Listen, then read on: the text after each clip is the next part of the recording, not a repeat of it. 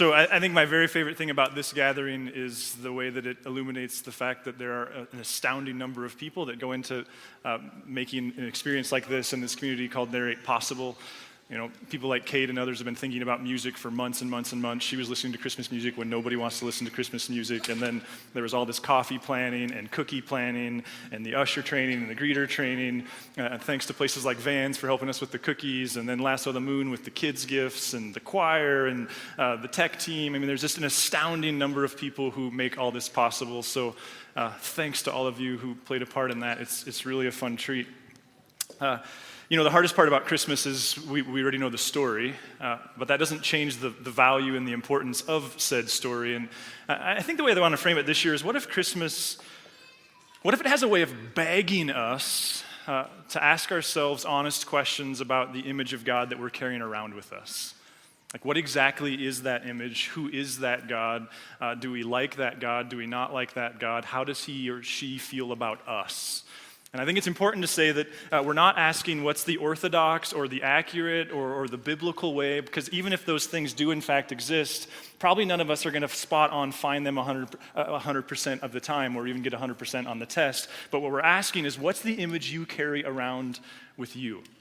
You know, you can think of it like this. It occurred to me this week that about 20 years ago, I first started hanging out in a local church back in Billings, and I was somewhat refreshed at what I was hearing and kind of just captured by the message as a 19-year-old trying to figure out what in the world life was about. And on Christmas, I think it was at a Christmas gathering, but I can't remember for sure whether it was given to us or came in the mail. But on Christmas, the church gave us a card, and in the card was an image. In this case, it was a picture of the staff. And this was a large church with a staff of like 50 or 60 people. And so I didn't think much of it. I was living in my sister's basement at the time. And I think she is the one that took the picture and put it on the refrigerator. A couple months later, I'd been hanging around this church for a little bit longer, and there was this gal who worked there who I thought was about my age, and I kind of wanted to ask out, but as new as I was to the church scene, I was even more new to the church dating scene, and so I was all kinds of apprehensive. So I'd just get the thought out of my head, and then weeks would pass, and I'd bump into her again. She worked in the kids' team, and I started volunteering there, and then there were these other kind of community things that I was bumping into her at. My fear was, though, that I knew that my exposure in this new community was really, really good for me. My fear was that if I asked her out and then that didn't go well, which would have been to her credit, that I think it was a gift of God. I just knew myself well enough then that if that didn't go well, if we went on a few dates and she figured out I was a moron, or if she just said no, I just knew that I would never show my face there again. So I was really, really hesitant to even ask. But the thought wouldn't go away, and it wouldn't go away, and neither would the hormones and everything else that comes with being 19 years old. And so at the time I was working for Coca-Cola, just stocking shelves at grocery stores, and I would go home at lunch, and I'd make myself a peanut butter and jelly sandwich. And so for about a week, I'd make my peanut butter and jelly sandwich. I would take the picture off the refrigerator and put it on the table. And this is kind of creepy. And I would just stare at the picture, trying to figure out whether or not I'd like her and she'd like me. And for me, it was a fairly spiritual thing of this, like, God, I don't want to over-dramatize this, but I don't want to ask if this isn't a good idea. And so I just stare at the image, which I'm told Marley says that now you do that on Instagram if you're a student. So you still do it, you just do it differently. But it's that image. Eventually I did ask her out, and the rest is history, and she still hasn't figured out that I'm a moron, though that's very true. It's that idea of an image that I want to get you thinking about. And the idea that we carry images around with us. Some of you can remember, you don't have to raise your hand, but some of you can remember that it wasn't that long ago that if someone asked you to see a picture of your son or daughter or grandson or granddaughter or the person you were dating, you would pull out your wallet. Remember this? And it's like every wallet sold in America had those little plastic inserts, and you would thumb through the insert and you would find the picture of your daughter. Do you remember this? I remember in middle school that it was kind of like trading cards when the pictures came back, because if you could get the pretty girls to give you their picture, then they would write nice stuff on the back of it and you would save it, and then later if you were dating them, you could show that off to your friends. How many of you still have those pictures in your wallet? We don't do that, but we still do it, don't we? Like now we have it digitally. In fact, we don't have 10 or so pictures. We have hundreds, thousands, if you have connection to the internet. In fact, we don't just have pictures of people. We have pictures of waffles and beaches and like disemboweled elk and all kinds of different things on our phones. And we've also added this thing called a selfie, which I think is a good innovation because we don't just see the image of the person we're looking at, but we see our image reflected back at us as well. In fact, we thought it'd be kind of fun just here to hit pause, and if you haven't done this yet, you can take your phone out and hit that little half moon thing. But actually, we thought it'd be fun to invite you to take a selfie, and then Hannah's going to talk later about what you can do with that if you want. But seriously, the loved one you're with, you want to pull out your phone and take a selfie. We're going to give you about 30 seconds to do that. And then I'm going to be total hipster, and I'm going to use what are these things called? A selfie stick to take one with all of you. So go ahead, take your selfies. You're not taking a selfie, Dan? Come on, we're going to call you out if you're not taking a selfie.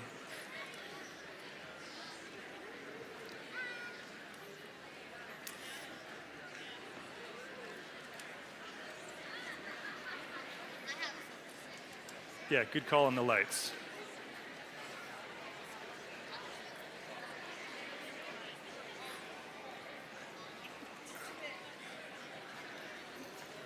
Okay, moms, I said one selfie, not 14, right? Like that's the problem with this thing. So now we're gonna take one together, right? And we'll oh geez. I tried to get. There we go. Okay, so we're gonna try to take one together. It might take a few, but are you ready? Oh, geez. First I gotta flip it. Don, I don't know what you've got to do to make. See here. Ready? 1, 2, 3. We'll do a few. Oh man. There we go. Okay, let's do that one. Okay, ready, everybody? 1, 2, 3. And I'm the most unphotogenic person ever, so nobody will ever want to see these. Ready? Okay, one more. Do we have the? Oh yeah, we've got it all the way to the top. All right. Here's the question that I want to ask, though, is whether you're pro-God or anti-God or Christian God or Jewish God, however it is you're thinking about God, whatever image it is you're carrying around with you, what if Christmas invites us, no matter what your bias, no matter what your conviction, no matter what your current belief system, to at least look at an image? Because Christmas is nothing if it's not a very unique, countercultural look at this image of God. This story, in fact, it has quite a number of characters. It starts with what I think from my own study was probably a 12 or 13-year-old girl. A girl that, like every 12 and 13-year-old girl, had plans and aspirations and ideas. She had a love for God and a moxie and a chutzpah. She wasn't well educated. She didn't come from an affluent family. In fact, she didn't come from Jerusalem, and her dad wasn't a priest. She was just a young 12-year-old girl engaged to be married, which was very typical in that culture, with lots and lots of plans. And God showed up and said, Mary, you, should you choose, can be the mother of the Messiah. And here's the catch. The father will be me. Now, we can't get our brain around exactly how that could or would work. But what we can perhaps get our brain around as we consider who is this God and what is the image that he offers on Christmas. What perhaps is more important is that she said yes. At great cost to herself, without necessarily knowing where that road would lead. She had the right hand turned, all mapped out, and God invited her to go left.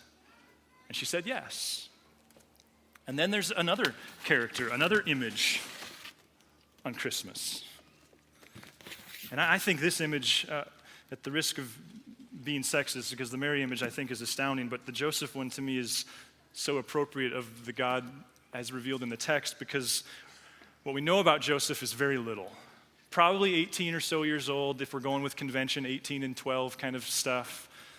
Very blue collar, probably spent his working life, which would have been into his early 30s at best, as a tecton, as a stonemason, building columns and things for a Greek city called Sepphoris, which was it's almost a stone's throw from Nazareth. But to me, what's astounding about Joseph is that Mary came home and said, hey, bad news, I'm pregnant. Good news, it's not yours. And he had every religious and legal right to do whatever he wanted to her at that point. Humiliation was in play for sure. So was capital punishment. And what the text tells us about Joseph is instead he had in mind to divorce her quietly, because in this culture, engagement was legally binding. The ceremony, if you will, happened at the engagement. But Joseph didn't want to throw the book at her, and he didn't want to humiliate her, and he didn't want to relegate her to a life of prostitution, which is probably what she was looking at. He also had his own pride, and so he was going to slip away quietly and let her figure out her life and go with her story. And God interrupted him and said, Joseph, she's not lying. And imagine the humility, the humiliation that Joseph had to go along with her story. She claims to have had an experience with God. He did too. But imagine the mockery and the pain that he endured. And here's, to me, if we're asking what's the image of God in this story that's astounding, is beyond that, we know almost nothing of Joseph. Just a humble dude following God, not because it would make him famous, but because he felt like that's what he wanted to do.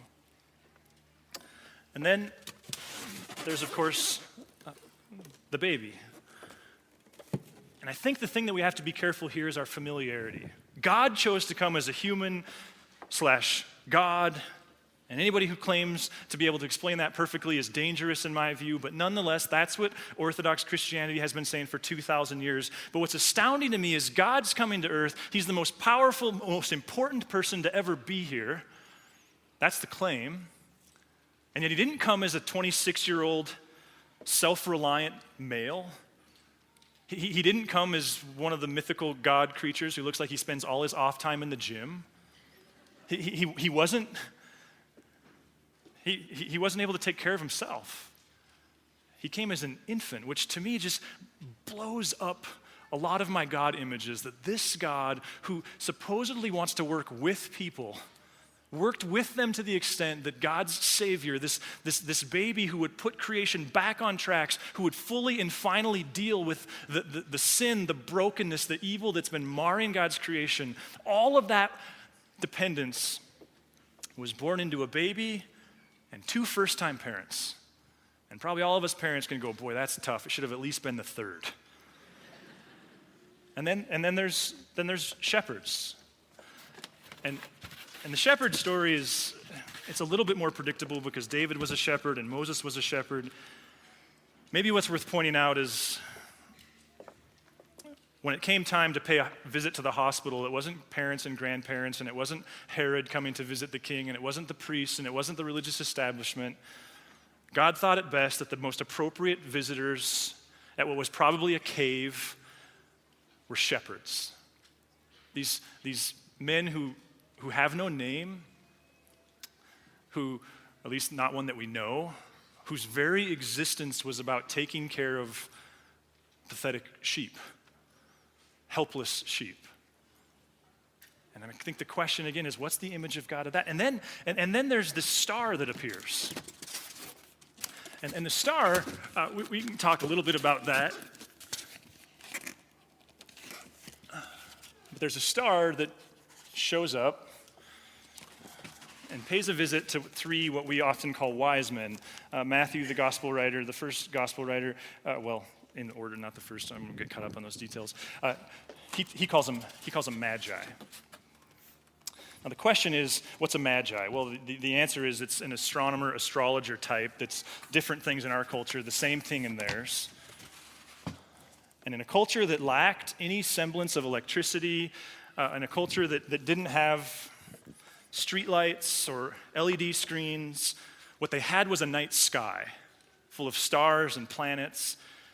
And the belief was that if something significant, because everything for them was interconnected, and the belief was that if something significant happened in the sky, in the stars, with the planets, then that would be reflected in something significant happening on the planet. And conversely, if something significant happened on the planet, they believed that if it was really significant, it would be reflected into the stars. And so the story is that these magi, we're never told they're 3. What we're told is that they offered 2 vases and a chest, or McDonald's and some water.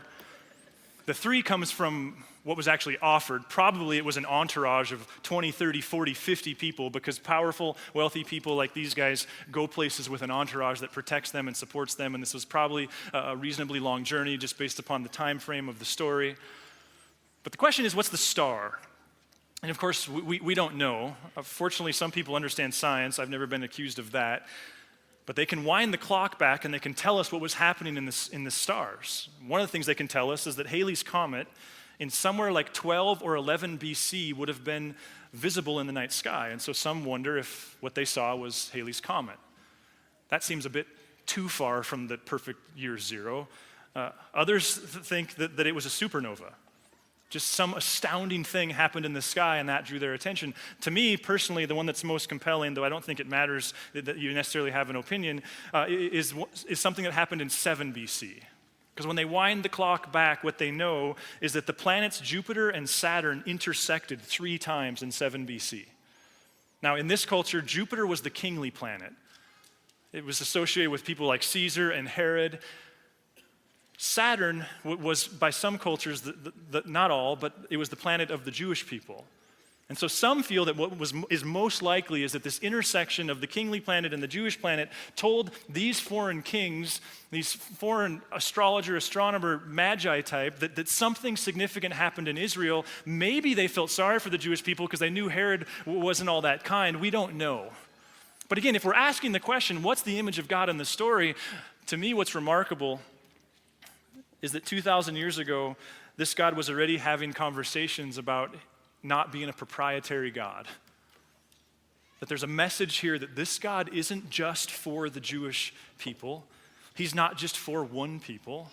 He's for all people. Matthew's gospel opens with the Magi and ends with Jesus saying, go into all the world and do what? Pass out tracts and scream into megaphones. No, point God out. Who this God is and what this God is like, and point back to this day called Christmas. So here's the question. What's the image of God that you carry around with you? And I guess I want to push you a little bit and say whether you're a cradle atheist or a fundamentalist Christian, whether you're Buddhist or Hindu or Jewish or whatever it is that you practice spiritually right now, you carry an image. Probably not a picture in your wallet. Probably not even a picture on your phone, but you carry one. And I wonder if Christmas is the opportunity to go, what is that image? And is that image still helpful? What does that image say back to you? And does that image speak back to you truth or some toxic thing that you're just repeating what you've heard elsewhere from people like me in places like this? See, I wonder if part of what this story affirms is that all of our images of God are constantly in flux. If we're not careful, what religion does is it says, here's the right thing, and if you stop believing this right thing, if your image of God changes at all, then you've screwed it up and you've done it wrong. And probably some of you don't associate with Jesus at all because that's the impression that you have. But here's reality, isn't it? That the image of God that you had when you were 6 years old is different than the image of God you have now that you're in middle school. And the image of God that you had in middle school is different than the one now that you walk the halls of Capitol High or Helena High. And quite honestly, the image of God you carry now that you've spent a semester in Bozeman or Missoula is different than the one you carried just 9 months ago while you were walking the halls of a high school. And the image of God you have now that you've had your first baby, many of you have infants with you and you so wish we would have done childcare. Thank you for your trust. There's a question. What does being a parent do to your image of God? What does being a grandparent do to your image of God? What does suffering do to your image of God? Some of you have experienced excruciating loss.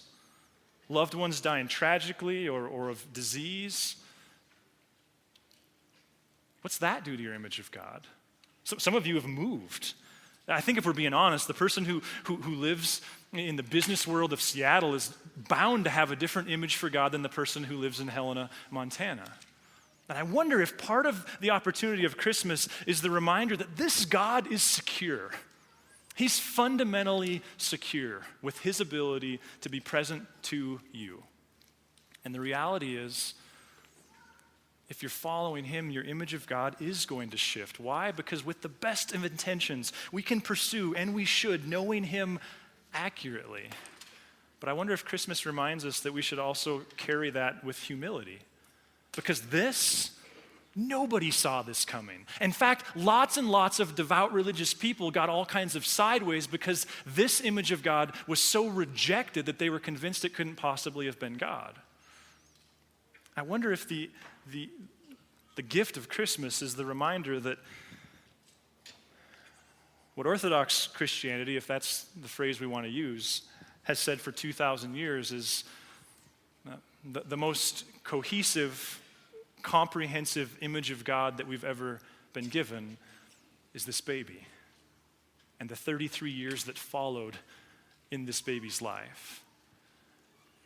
And I wonder if the reminder of Christmas is every time we stare at that image of God that we're carrying and we don't like it, the opportunity is to go back to the baby, the vulnerable, helpless baby.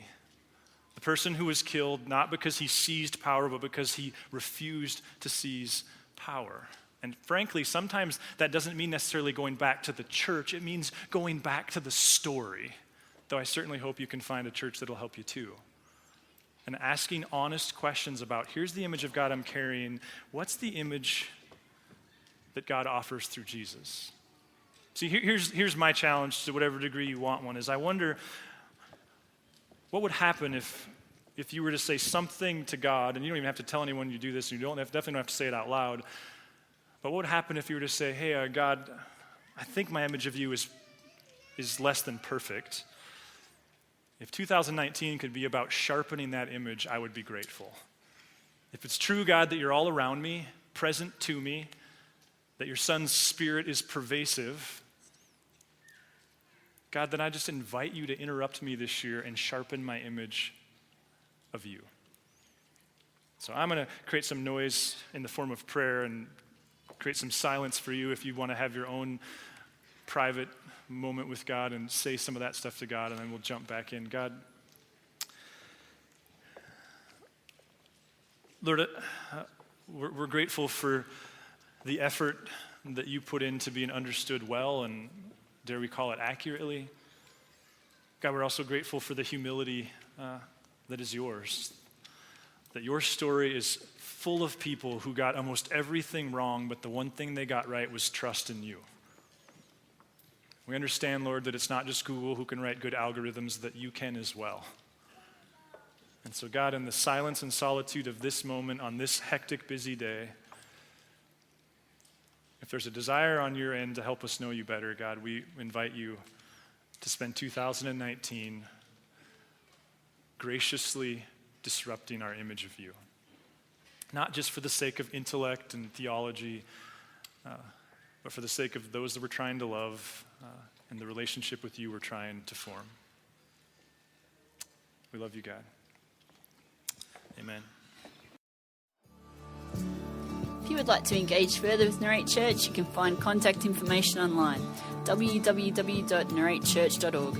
We would love to hear from you.